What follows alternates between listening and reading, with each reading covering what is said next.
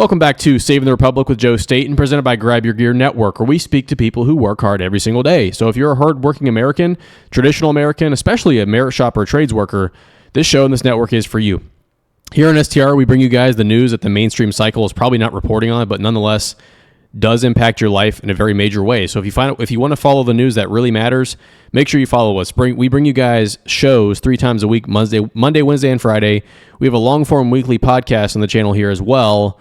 And we just put up a documentary that you really want to check out about the union hustle, fraud in America's unions, including things like, where are your paycheck deductions going? Are they funding protests on college campuses, or are they going to promote the interest of your respective union? You want to check that out because it's very revealing. It's available on our YouTube channel right now.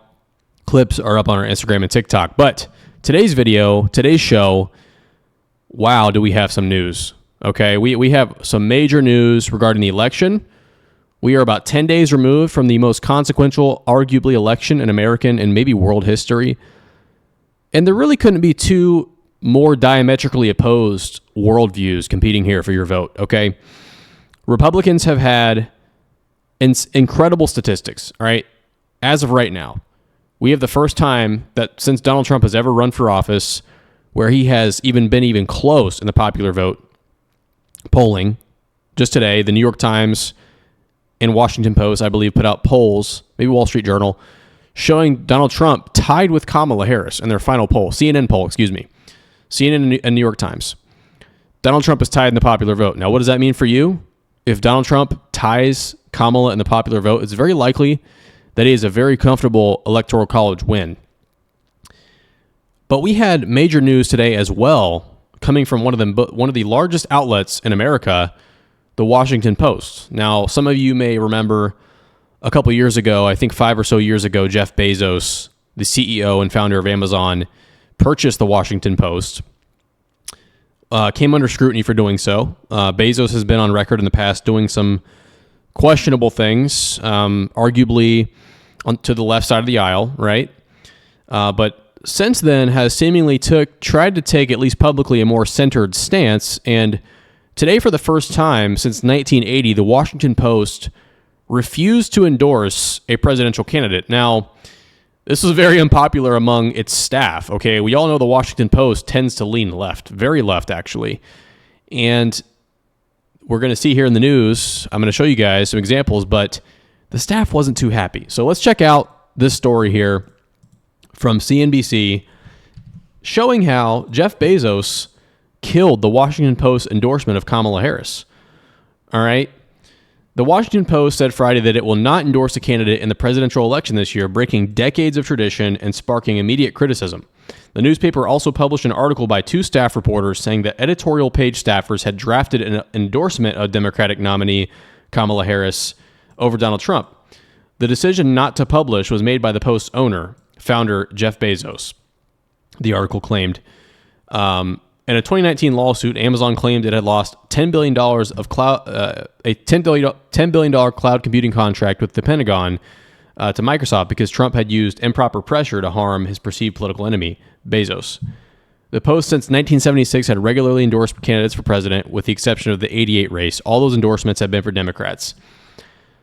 Okay, so the reason this matters, guys, is because the optics of this non-endorsement are very much in harm of Kamala Harris. And we have to consider as well what the recent optics have been. Donald Trump is a heavy favorite in the betting markets right now, leading in every single swing state. He's also leading in every single polling average in the swing states, according to Real Clear Politics, including Michigan, Wisconsin, Pennsylvania, Nevada even, Arizona, Georgia, and North Carolina. Donald Trump is leading in every single swing state. He also reportedly, and has been confirmed, was in Dallas, Texas today to record on the Joe Rogan podcast, the world's #1 podcast. All right, so Donald Trump is getting a lot of media attention. He had the recent viral event at McDonald's, which, if you guys have seen the past show, go check out the previous show that I did on Mark Cuban now trying to come around to Donald Trump because he sees the writing on the wall. But I saw some comments in that video about how the fact that Donald Trump's McDonald's visit was disingenuous or it was scripted or fake. And I just want to ask you guys this question, okay? How do you expect a presidential candidate who, by the way, has had 2 attempted assassinations on him to perform this? Like, you really expect the Secret Service to just allow random people to come in the store and just operate as usual? Because I'm pretty sure that it's completely reasonable and actually is necessary to lock down the restaurant and to screen customers to come in, okay? The idea is that Donald Trump went to McDonald's to show himself to be humble enough to do that. Also, maybe for some political points, let's be honest, because Kamala claims she worked there, but that's besides the point, all right? Trump is getting all this media attention, and it's honestly good attention. Young men are breaking for Trump. We've seen people like Le'Veon Bell, former running back for the Pittsburgh Steelers, African-American gentleman, Antonio Brown, several rappers, several artists, several influential people in the black community have come out in support of Donald Trump, really breaking this narrative and also just breaking the stronghold that Democrats feel they have over the black community, okay? And so this non-endorsement today was a really big deal, and several people resigned. The editor-at-large resigned from the Washington Post. And yeah, as you guys can see here, check this out. These are the endorsements by year. So we have 92, literally all the way to 2020, all for Democrats, no endorsement this time around. And you have to ask yourself as well. See, Stephen King, after 5 years, I've canceled my subscription to the Washington Post. Yeah, libs are absolutely losing it over the Washington Post refusal to endorse Kamala. First of all, don't we love to see this? I mean, it's so funny to see how it feels to taste your own medicine a little bit, because the Democrats and the left, let's be honest, have enjoyed a total monopoly over the media and over Hollywood and over literally everything in culture for so long that it's like the second that their total monopoly becomes threatened, it's meltdown. Like, oh, like, we can't have every sort of media on our side. We can't have every actor endorsing us. What are we going to do? You know, and actually, I'm going to make a recommendation too in this video for you guys to go check out, but you really should go watch Jubilee Media. They make really good videos on like middle ground. But I would recommend, Ben Shapiro just did one on, they put him in the middle of this circle and 25 Democrats were surrounding him. Excuse me. And he's basically taken on all these lefties at once. And it's really impressive. But what you'll see in that video is a common theme, excluding a very few level-headed, reasonable people. They really were just bringing emotional arguments. And you can tell they've just never encountered having a discussion with somebody that they disagree with, really, probably in their entire life, it seems like. You know, they go sit down and they're emotional. They're attacking Ben Shapiro. They have no substance. There's no substance. And it is because what I'm saying about this entire culture, the entire entertainment industry, the entire mainstream news industrial complex, I guess you could call it, you know, this mainstream news hierarchy has been for years and years just coddling this viewpoint of the left. And so, look, guys, I mean, we have to have conversations. As J.D. Vance said in his town hall with Chris Cuomo, you know, we have to start having conversations across the aisle. We have to be reasonable, because the reality is that most people are good people. And as I'm thinking about it, there was a poll that came out that said 84% of Americans support, guess what, voter ID laws. 84%. The vast majority of Americans support mass deportations of illegal immigrants, okay?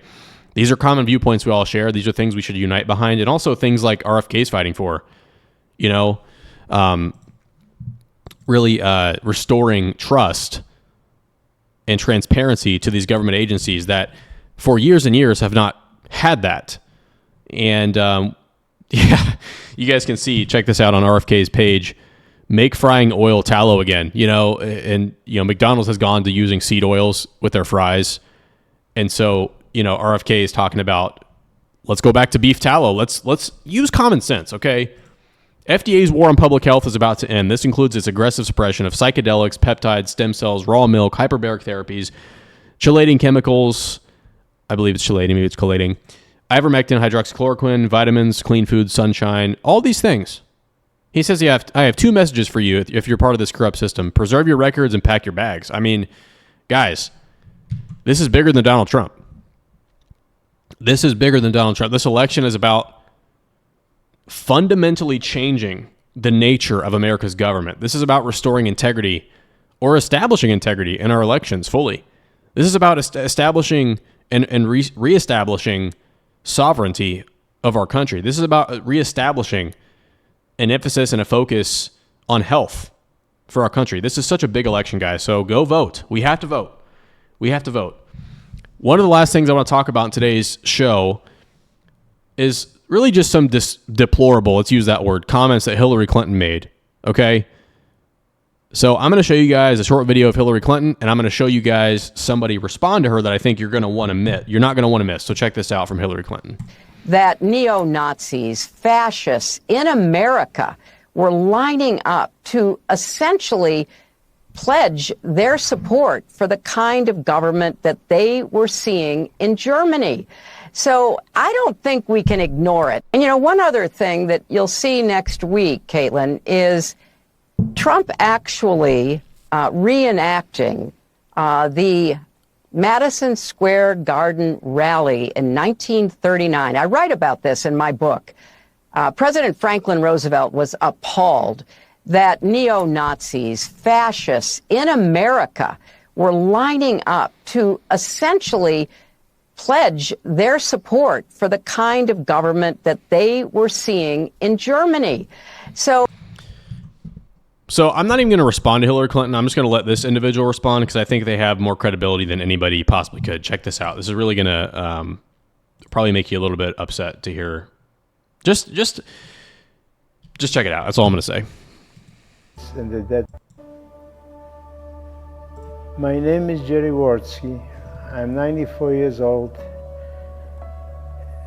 and survivor of Auschwitz and the death marches. Adolf Hitler invaded Poland when I was 9 years old. He murdered my parents and most of our family. I know more about Hitler than Kamala will ever know in 1,000 lifetimes.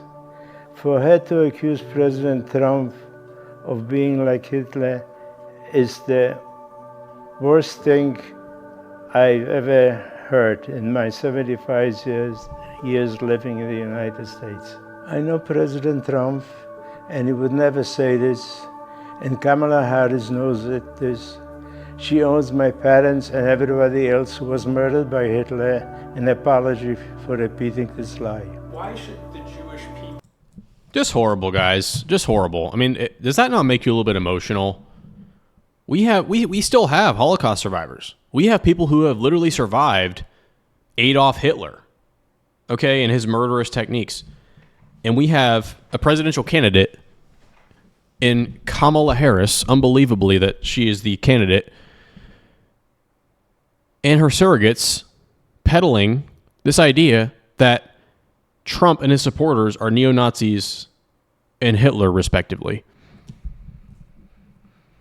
And honestly, I'm encouraged because I see people waking up to this vile, disgusting rhetoric coming from Hillary and the like. But it's just sad to me that she can go on programs like CNN and MSNBC and say things like that when we have gentlemen like the individual I just showed who survived the Holocaust. His family was murdered by Adolf Hitler. And you're comparing Donald Trump to Adolf Hitler. Donald Trump, who has been so supportive of Israel. Donald Trump, who moved the embassy to Jerusalem, who recognized Jerusalem as the capital of Israel. Donald Trump, who went to pray over a deceased rabbi important to the Jewish community with Ben Shapiro. This is Adolf Hitler? Because I don't think Adolf Hitler would have done any of those things. You guys can correct me if I'm wrong, but I don't think Hitler would have done even one of those things, okay? If anybody is closer to Hitler, and I'm not going to make any accusations here, but let's be honest. Is it the person doing those things for Israel, or is it the person calling for the jailing of people who peddle speech that you don't like?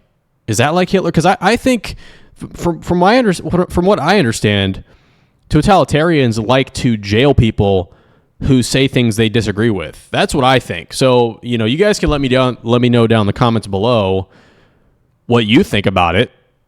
Who's closer to Hitler, Hillary or Trump? And I will say Hillary Clinton, I hope, is very far from Hitler. But when you say some of the things she says and then you want to make accusations, I don't know if you could be doing that without getting accused yourself of some of those ideas. So disappointing, guys. But the message of today's show for everybody is go vote. Go vote. All right. People are voting.